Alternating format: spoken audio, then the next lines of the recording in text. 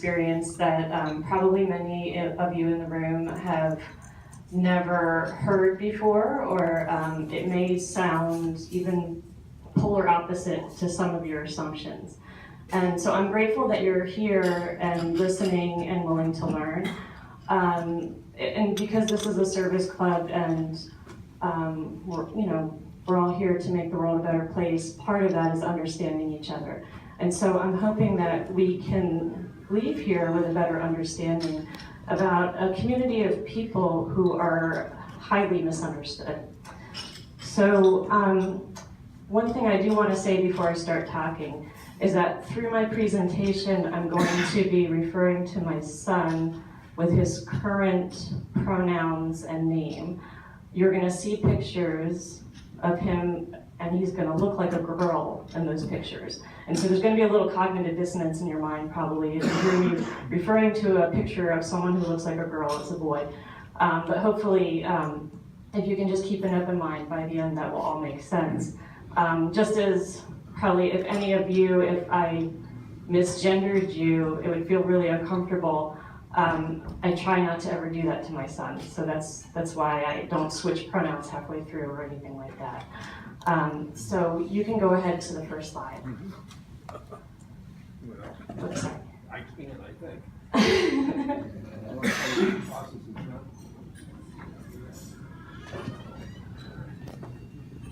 Okay, I'll just keep talking while you work on that way. It's okay. There's a pervasive myth out there about parents like me, and the myth goes something like this, that either the mom, sometimes the dads are blamed for this, but usually it's the mother, and we're blamed for wanting a child of the opposite gender, and therefore we've brainwashed our child to be the gender that we really wanted.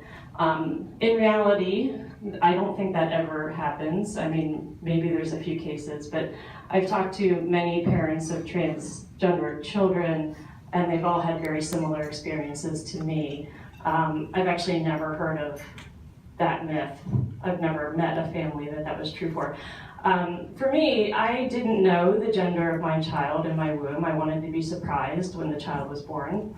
And I didn't know this, but, and it's not something I would normally admit, except for that I do want to dispel the common myth out there. When this child was born and the doctor told me that it was a girl, I was ecstatic. I didn't know I had all of these visions of what I was going to do with this girl, but I did. I had visions of helping this girl pick out prom gowns. I had visions of chatting with this teenage girl about dates and boys and friends and all sorts of things. I wasn't aware of all of these plans I had for her life, and not even aware that I was assuming that not only was she, I assumed not only that I have a girl, I was assuming that she was straight. So it's just kind of interesting, all of the assumptions that we have of a little baby that we've never even talked to. Anyway, I was ecstatic when this baby was born, and as you can see, I really enjoyed dressing this baby in girl clothes and pigtails and doing all of these things that I thought is what parents of girls do. So you can go to the next slide. Oh, the other one. We are really, There we go. Okay. But as our child grew, it was increasingly apparent that this child did not like what we would call stereotypically girl things. My son, from probably about age 2 on, developed a strong preference for things like superheroes, Power Rangers. As you can see, he's wearing a Cars outfit. For Christmas, he only wanted things like trucks, and that's a rocket ship in the picture. He preferentially played with boys at daycare. Girls liked to play with him, but he didn't prefer to play with girls. When we went to the clothing store to shop for clothes, when he was a little older and he could do this, he would pull my hand and pull me over to the boys department and tell me, "Mom, this is where I shop." And I'm like, "No, this isn't where you shop. That's not made for your body." I had a real concept about this. I was pretty open-minded by a lot of things, but I was like, "No, your body is supposed to shop over here." And we had a lot of fights about, not fights, but I would keep trying to pull him into the other department. Chutes and ladders, he would pick the boy pieces as his piece. He never picked the girl piece. Later, as he grew and we had a Wii, he would make avatars as a boy. Really, there was never a time where he self-identified in that kind of play as a girl.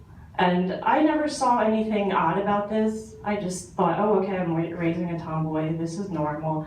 Some girls are really masculine, it's okay. I didn't even know at that time that this could be something that he might be transgender, that some kids weren't the gender that you thought they were. It didn't even occur to me that that was a thing. Okay, so you can go on to the next slide. Around second grade, things started to get really real. This is what he wore to his second grade school photo. Really wanted to wear a tie. We wouldn't let him cut his hair as short as he wanted it to, so you can see he slicked it back with water that morning. And I worried that whole day of how he would be treated in school. He was already getting kicked out of the girls' bathroom by the other girls at that point because they were like, you're not one of us, you don't belong here. And so he was going through the whole school day not being able to go to the bathroom, which was something that I was working with the school on because I couldn't figure out, well, the girls are bullying him in the girls' bathroom and they won't let him go there. Where can he go? And it seemed logical to me at the time that, okay, he can just go in the teacher's bathroom. But one of the things that I didn't really fully appreciate until years later is that our schools are huge buildings. And sometimes the rooms that kids are in are really far away from the one teacher's bathroom in the whole building. And so he would just not go to the bathroom. I think one time in second grade, he couldn't make it and had an accident in the middle of the school cafeteria. Many times I would pick him up and we had to walk a mile home from school, and the whole mile he was trying to get home so he could go to the bathroom. And then he would stop drinking water, and that went on for years, trying to undo some of the damage of this particular year in school. Okay, I think you can go to the next slide. How long I've gone? Okay, good. Okay, so still, I'm starting to understand that maybe our child is not just a masculine girl, but maybe there's something else going on. But there's also a part of me that was resisting that, and same with my husband. And both the parts of us that were resisting it were mostly resisting it over haircuts. It's interesting how control comes out over the most seemingly minor things. And so I kept taking this kid to the stylist and saying, could you just try to make, this is one time I'll use the wrong pronoun for him, but could you just try to make her look a little more feminine? And because what was happening is everywhere we went, people thought my kid was a boy. We would go to restaurants and they would be like, hey, what's the little guy want? And I would correct the server and say, no, it's a girl, that's a girl, she. And even though if I probably had allowed him to sit down in a stylist's chair and walk out of the room and tell him to pick what he wanted, he would have gotten a buzz cut or a mohawk. He would not have cut his hair. See how it's like sort of angled down. I kept trying to get them to make it a little bit more feminine. So you can go to the next shot. Even though I wouldn't let him get a mohawk, he just kept sort of making one. So he would just do that with water in the bathroom continually, almost all the time. So around this time, we started to realize, okay, this might not just be masculinity, there might be something more here. And so we started to see a therapist. There's only, at the time, this isn't true anymore, but at the time there was only one gender therapist somewhere close. She was in Wayne, PA. That's Dr. Angello that I ended up writing the book with. So more than an hour away to go to mental health appointments that are not covered by insurance and cost more than $100 a piece. So this was quite a commitment.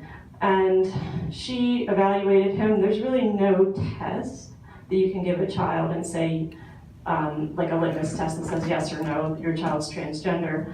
But what was interesting is when my husband and I were not in the room, our son was very forthcoming with her about who he was as a person. And so when we came back into the room, the therapist said, and the pronouns were so bold and underlined to me. Your son would like you to know that he's a boy, was the sentence.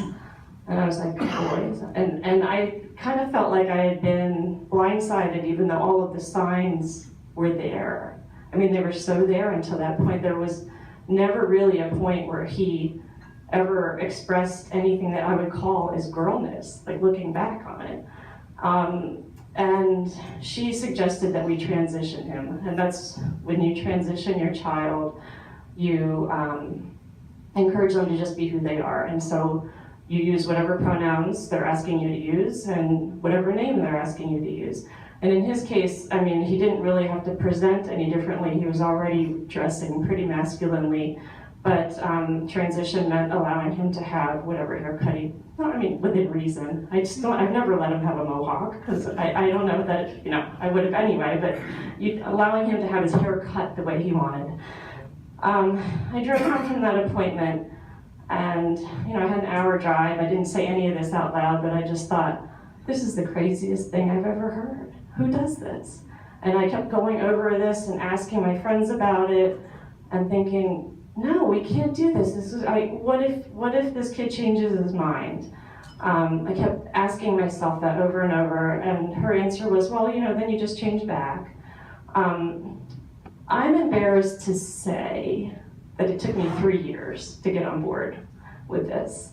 I'm not gonna say exactly what happened through all of those 3 years, but it did take me quite a while.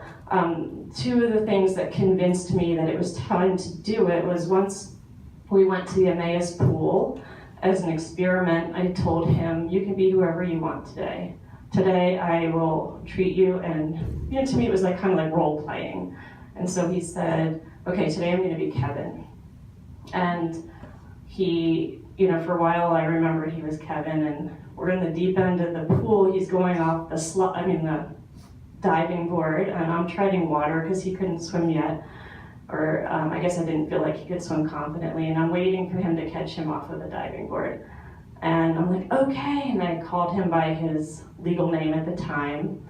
I'm ready to catch you. And he slowly walks to the end of the diving board, leans down, and he says, Mom, it's Kevin, I'm Kevin. And I was like, oh, wow, this is important to you. It really hit home how important it was to him. And then another time we were on vacation, and so for the whole week, I said, for this whole week, you can be who you want. And I think he was Tyler for that week. And once the back of the car, we were hiking, the back of the car was really dusty, and he writes in the dust, Tyler is here. It wasn't his given name. He writes the name that he is for that day. He embodied that name more than I couldn't even remember the name most of the time, but he completely embodied it. And we were on a playground, and he met some new friends, all boys, and the boys came up to me and they said, hey, can your son come with us and play baseball?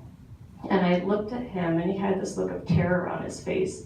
I could tell he was like, she's gonna call me by the wrong pronoun. You could see, my mom's gonna out me. And I took a deep breath, because it was really hard for me to get the pronouns right. And I said, yes, my son can play baseball with you. And there was this look of relief on his face. And then I was like, we need to do this. And so by 5th grade, I think it's okay to advance the slides. By 5th grade, we transitioned him. And what's interesting is I fretted this, I was fearful of this, I thought horrible things were gonna happen, I was really worried about him being bullied, and I told different people before we did it in school that it was coming. One of the people I told was his Kung Fu teacher, and I explained why we were doing this, and I gave him all of this supportive scientific evidence because I was really worried about what he might say, and he just replied, I'm glad you're finally doing this. And one of his teachers says, it's no big deal, half the kids think he's a boy anyway. So the transition actually went very smoothly. There was, I think, one kid in the school who had a little harder time switching names. And what ended up happening is that the other kids in the school would remind that kid what name to use, so that my son Ari never actually had to fight his own battles. Other kids would fight them for him. Okay, and then you can go forward. And so that's us, I think, this past winter. You know, he's happy, we're happy. And then you can go to the next slide. So my son, there's a picture of him, me and him, that's right after he won the geography bee in school. So geography bees are like spelling bees. You answer a lot of questions. He actually beat 7th and 8th graders. That's from 6th grade. And that's us with Charlie Dent. He's also met the governor. He's very poised. He gives good speeches. He's happy. He has lots of friends. He's in honor society. He takes advanced math. He was a lead in the school play this past spring. He sings in a choir. He's completely normal. There's this misperception that trans kids are mentally ill, anxious, depressed, have all of these problems. If you met my son, all you would see is a normal kid. Maybe you'd be like, oh wow, he's pretty smart. The last thing you would think is that kid's anxious, he's depressed, he's mentally ill. It just wouldn't even come to your mind. And the reason that he's so well adjusted is that he's being affirmed everywhere he goes. And by affirmed, I mean he's being treated for the person that he really is. And so at home, we're affirming him by using his correct name, his correct pronouns. That's happening at school.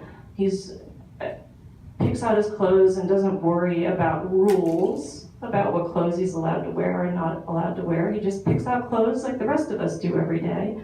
And when he goes to school, he's treated like any other student. Every once in a while, someone might say something, but his friends stick up for him. He has a very normal life.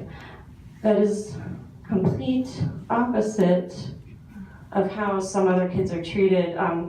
Because my son gave a speech that went viral many months ago, what ended up happening is the other surrounding trans community found our family.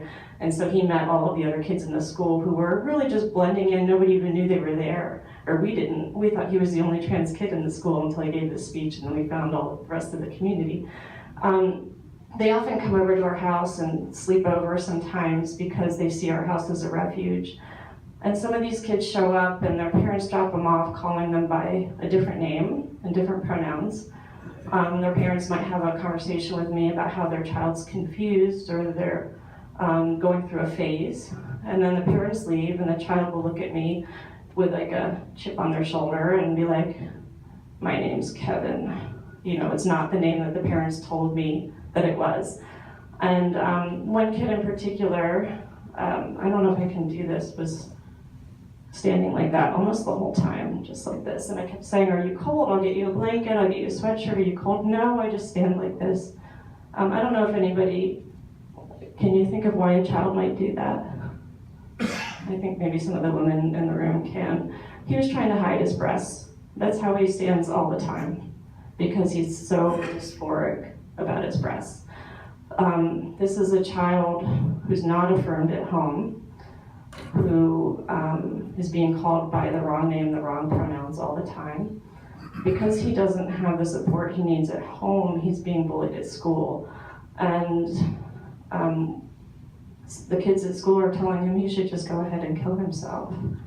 And when he told me this, I said, you need to tell your parents about this, you need to tell the principal, you need to tell the guidance counselor. And he says, I don't trust any of them. I don't even understand why I trust you. And I said, well, you trust me because I'm treating you as you truly are. And you need to trust some other adults in your life, because I can only do so much. I mean, I barely know this kid and I can't interact with the school the way his parents could. He really needed some support. But I tell you that story because that's where the depression, the anxiety, the self-harming behavior comes from. It comes from being bullied, it comes from not being affirmed, it comes from being questioned and not being treated as a human being. It doesn't come from being transgender. So I think that's like the main point I would love to leave, is that if it's really hard for us. I mean, it took me a long time. I didn't grasp this overnight. And I think for some of you in the room, you might walk out of here today even thinking, gosh, that woman's, she's just crazy. I can't believe she did that. But if you just keep an open mind, I think over time, think that kindness is an important value. And part of kindness is treating people the way they ask you to be treated. And I guess with that, I will open it up for questions. Thank you.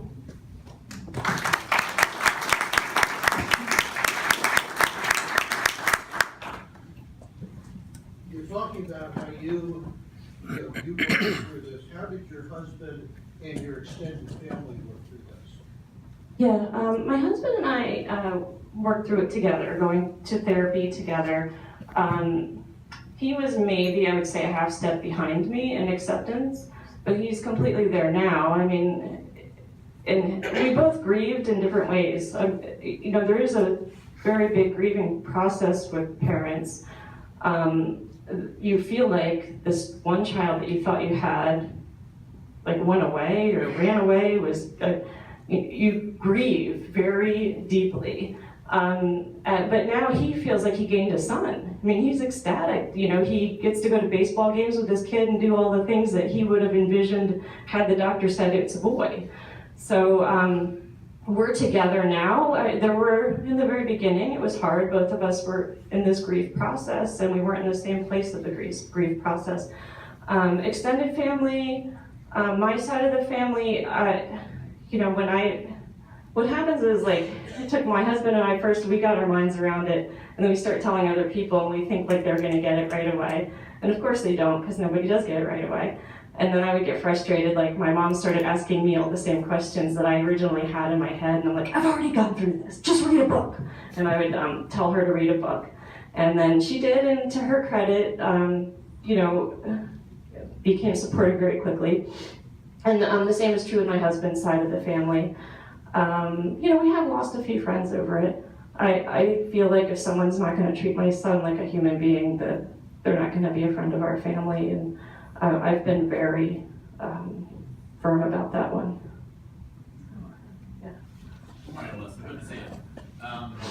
As a candidate for school board, where do you see the school's role now in helping schools understand this whole process better and accommodating these children? Sure. There are different issues with schools. I mean, some of them are just, what do I call that, like the day-to-day affirming kids. And East Penn's doing a pretty good job with that right now, and same with Bethlehem and Allentown. Once we get outside of the Lehigh Valley area, I'm not exactly sure how individual school districts are doing things. But at least in those three districts, transgender children are being affirmed. And East Penn will say they're doing it on a case-by-case basis, but I have never heard of a situation where they're not allowing a child to be themselves. So I think part of that is just what they say to the public versus what's actually happening behind the scenes. In our high schools all through the area, there are clubs. There's Gay Straight Alliance clubs, and there's also the No Place for Hate clubs, and those have been really valuable for educating people. And I do really feel like education is where we need to start with this. And that's why I'm here. I mean, it's kind of scary for me to come somewhere and give a talk to a bunch of strangers that I don't know. But education is where the change comes from. If we try to force change, that's where you end up with a lot of controversies. I would like the change to happen quickly because kids' lives are at stake here. But